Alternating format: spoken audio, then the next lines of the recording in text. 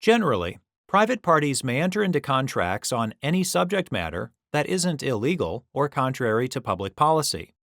Consequently, if private parties enter into a contract to circumvent a state statute or policy, that contract is void.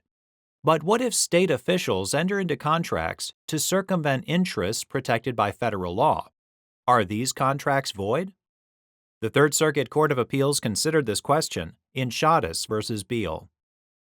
Community Legal Services, or CLS, is a nonprofit legal services corporation operating in Pennsylvania that provides legal services to low-income people.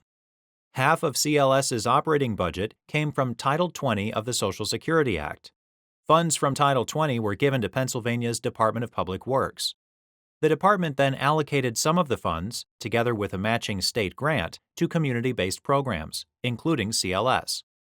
The Pennsylvania Legal Services Center administered and distributed the funds.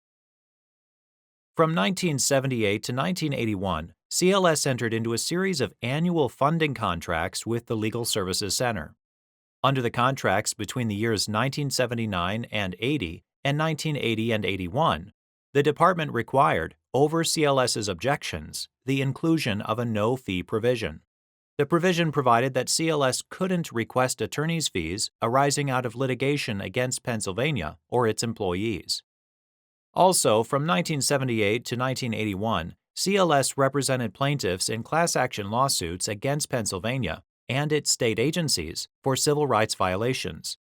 In some of the cases, including Shadis v. Beal, the plaintiff class prevailed in proving their case.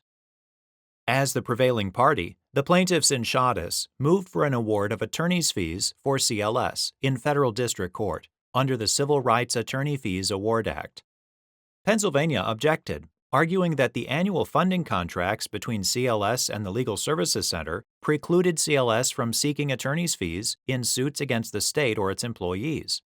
The court found that the no-fee provisions in the contract were void because the provisions contravened the public policy behind the Act's fee-shifting provisions and granted CLS attorney's fees. Pennsylvania appealed to the Third Circuit Court of Appeals.